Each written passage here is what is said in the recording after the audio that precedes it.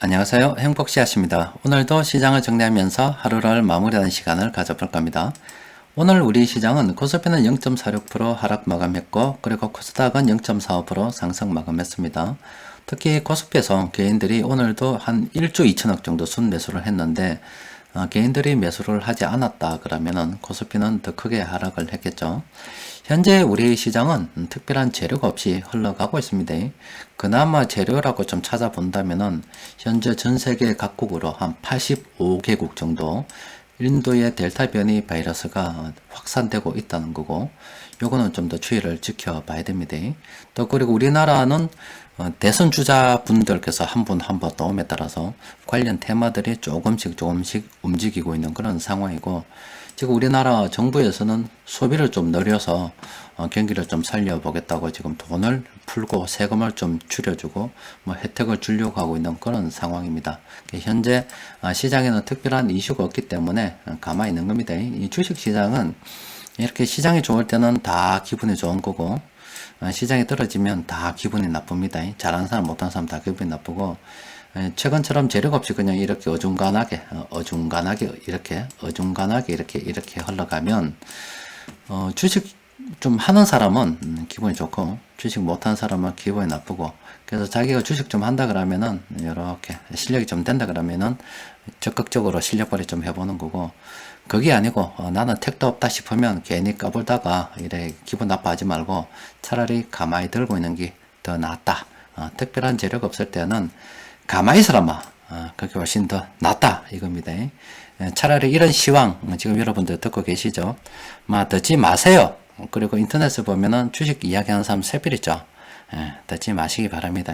여러분들, 그 주식 투자 방송하는 사람들 모이는데 가본 적 있어요? 저는 몇 년 전에 가봤습니다. 가봤더니, 참 좀 그래요. 얼굴 보고는 못하겠더라. 그래서 차라리 모르면 공부해서 스스로 알려고 그러지, 다른 사람한테 들어서 투자할 것 같으면 때려 차이소. 공부는 열심히 하시기 바랍니다. 자, 오늘 시장 좀 살펴보도록 합시다. 일단 오늘 시장 보니까 세 팔았습니다. 세력들이 다 팔아보고 있어요. 사실은 오늘 이 외국인들도 상당히 많이 팔았거든요. 그런데 이 동시효과 시간에 좀 많이 매수한 것 같습니다. 뭐 별거 없어요. 다 팔았다. 여기서 참 살아남는 게 신기한데 다 팔았습니다. 일단 세력들이 오늘 뭐 매수했나 이렇게 살펴보니까 4개 있습니다. 4개. 4개 있어요. 4개. 별로 안 되니까 살펴보도록 합시다. 자, NHN이라는 종목이 있는데, 요거는 얼마 전에 지금 한 2월달?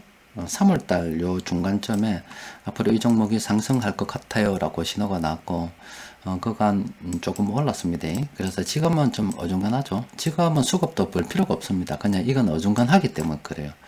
언제 수급을 좀 봐야 되냐면, 이런 지점에서 봐야 됩니다. 색깔 좀 정리하고 다시 봅시다. 수급을 좀 집중적으로 봐야 되는 거는 이렇게 떨어져 가지고 좀 어중간하게 다닐 때, 이럴 때 수급을 좀 봐야 되고, 이렇게 좀 많이 올라서 희한한 요런 색깔 칠해질 때, 이럴 때 좀 봐야 됩니다. 이럴 때 보는 것은 세력들이 지금 그동안 이 시장을 끌어올렸던 세력들이 이탈하는 게 아닌가 의심하면서 봐야 된다 이 말입니다.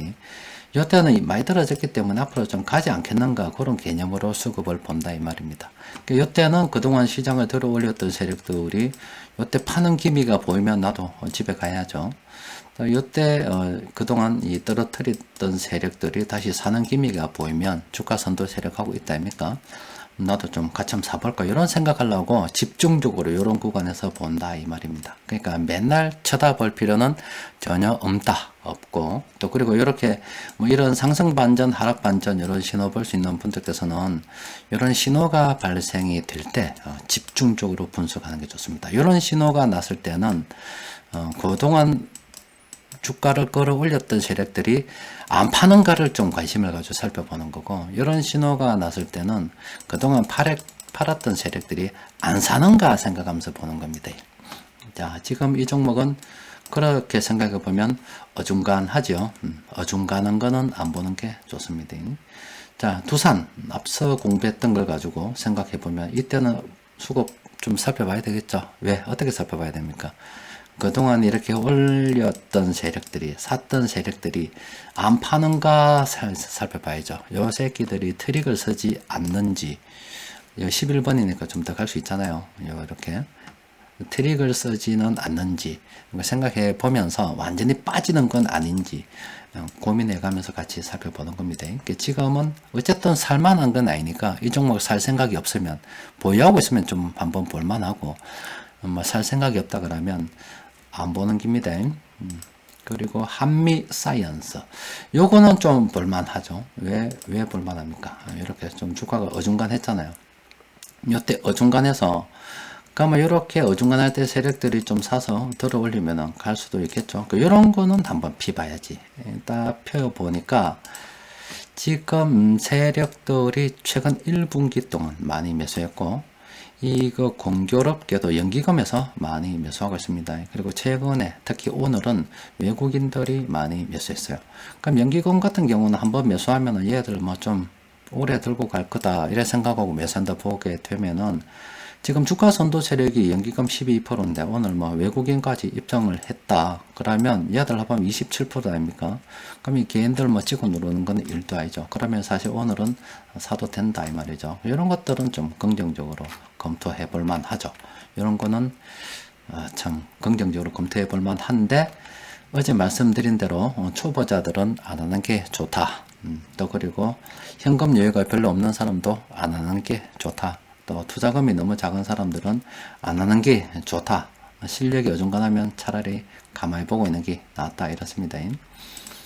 그리고 하나 에어로스페이스도 공부 좀 해야 되겠죠. 자, 요때 공부해야 됩니다. 자, 요런 신호 뜨면 어떤 거 공부해야 된다고요?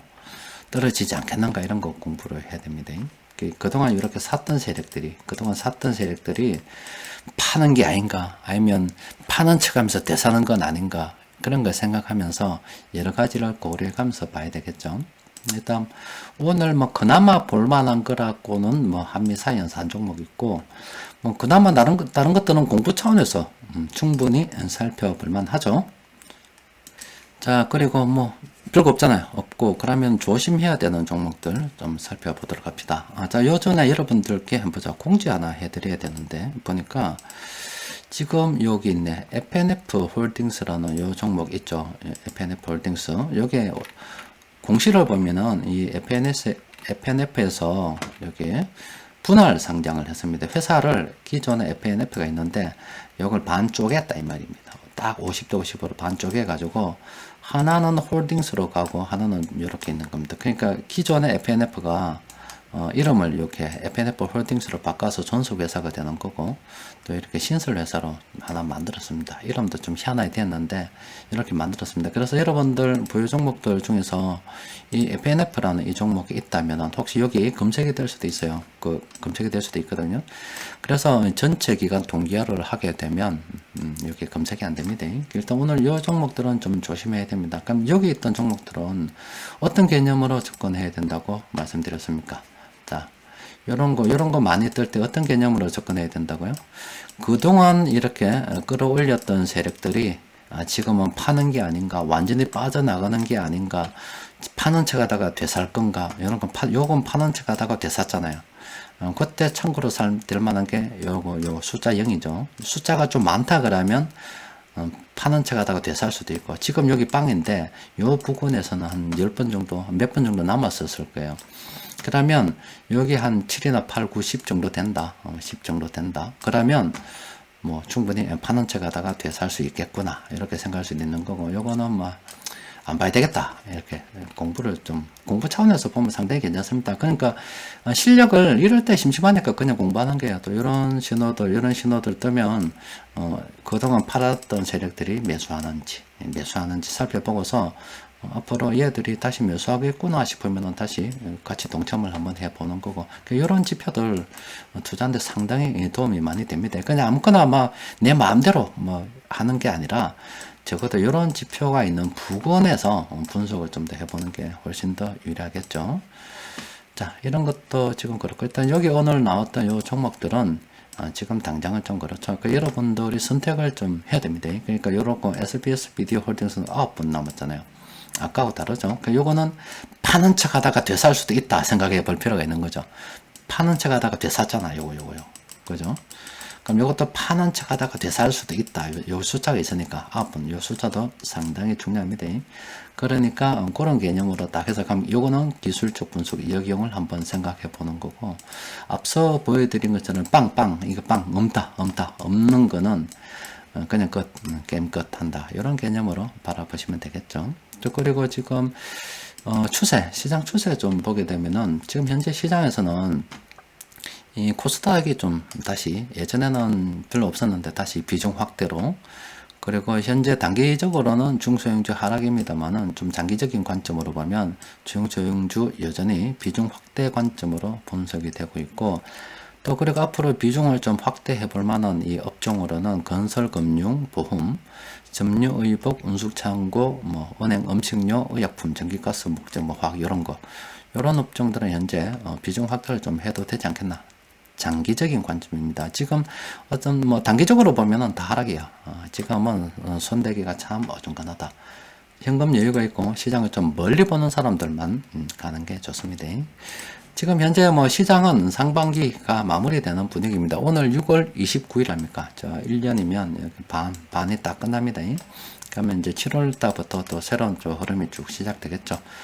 뭐 앞으로 뭐 하반기에서 어떤 시장이 펼쳐질지는 잘 모르겠습니다만은 대충은 좀 되죠. 일단은 그래도 올해는 일단 수출주 괜찮을 거고, 내년에는 뭐 보복 소비 관련주, 최근에 지금 보복 소비 관련주가 델타 변이 바이러스 때문에 좀 하락을 했죠. 그럼 사실 매수 관점으로 접근해야 됩니다. 무조건 손해 보는 건 아닙니다. 왜 손해를 보는 게 아니냐면, 만약에 재수가 없어서 이 델타 변이 바이러스가 전 세계에 다시 유행을 하고 백신도 소용이 없다 이래 되면 난리 나쁜 겁니다.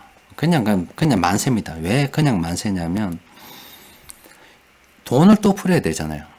연준에서 돈을 또 풀어야 된다 아닙니까? 델타 변이 뭐 백신도 소용없기 때문에 이거는 뭐 돈을 다시 풀어서 또 경제를 돌려야 되는 그런 상황이라서, 그러면 만세 부르는 거고, 만약에 델타 변이가 뭐 잡힐 것 같다 그러면 또 보복 소비주도 괜찮잖아요. 어쨌든 손해볼 건 전혀 없습니다. 그렇기 때문에 최근 델타 변이로 인해서 뭐 보복 소비 관련주 좀 막힌다 그러면 좀 떨어지는 것들 차라리 매수 관점으로 접근하는 게 낫죠.